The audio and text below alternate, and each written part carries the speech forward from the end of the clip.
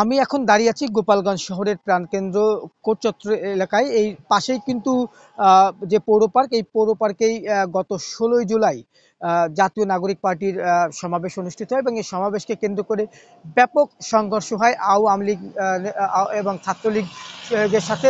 পুলিশের ব্যাপক সংঘর্ষ হয় এবং এই সংঘর্ষে পুলিশের গুলিতে অন্তত ৪ জন নিহত হয়েছে এবং আহত হয়েছে কিন্তু শতাধিক।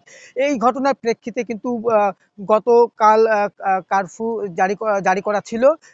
তবে সাময়িক যে পরিস্থিতি, এই পরিস্থিতি আসলে স্বাভাবিক রাখতে গতকাল জেলা প্রশাসকের কার্যালয়ে ব্রিফিং করে এই কারফিউর সময়সীমা বৃদ্ধি করা হয়। গতকাল সন্ধ্যা ৬টা থেকে আজ সন্ধ্যা ৬টা পর্যন্ত এই কারফিউ বলবৎ থাকবে।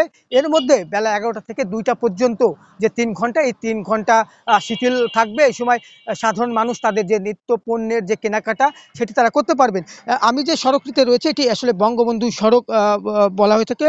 সেই সাথে কিন্তু এই সড়কটি দিয়ে টুঙ্গিপাড়া সহ যে অন্যান্য যে উপজেলাগুলো, এই উপজেলায় কিন্তু যাতায়াত করে থাকে।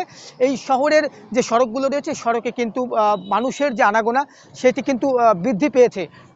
বিশেষ করে দিনমজুর যারা রয়েছেন তারা কিন্তু তাদের জীবিকার তাগিদেই বের হচ্ছেন। তারা বলছেন যে তারা যদি আসলে তাদের কাজ না করতে পারেন তাহলে পরিবারের সদস্যদের নিয়ে কিন্তু তাদের অনাহারে থাকতে হবে।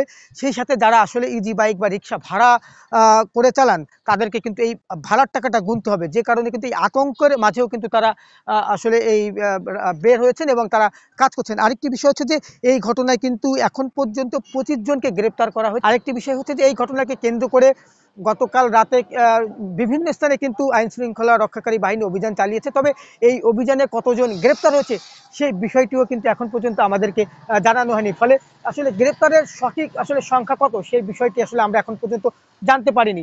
আর যে ২৫ জনকে গ্রেপ্তার করা হয়েছে তাদেরকে কিন্তু আদালতের মাধ্যমে জেলা কারাগারে পাঠানো হয়েছে। এছাড়া কিন্তু এই ঘটনায় এখন সরকারের পক্ষ থেকে কিন্তু একটি তদন্ত প্রতিবেদন তদন্ত কমিটি গঠন করা হয়েছে এবং দ্রুত সময়ের মধ্যে কিন্তু এই তদন্ত প্রতিবেদন জমা দিতে বলা হয়েছে। আমি যদি একটু বলি যে আসলে মানুষের মধ্যে যে আসলে আতঙ্ক, এই আতঙ্ক নিয়েই কিন্তু তারা আসলে বাইরে বের হচ্ছেন এবং তাদের যে স্বাভাবিক যে কাজকর্ম সেটি কিন্তু তারা করছেন। পরবর্তীতে যদি কোনো আপডেট থাকে আমরা দর্শকদের জানিয়ে দেব। এই ছিল আমার কাছে গোপালগঞ্জে সহিংস পরবর্তী সবশেষ খবর।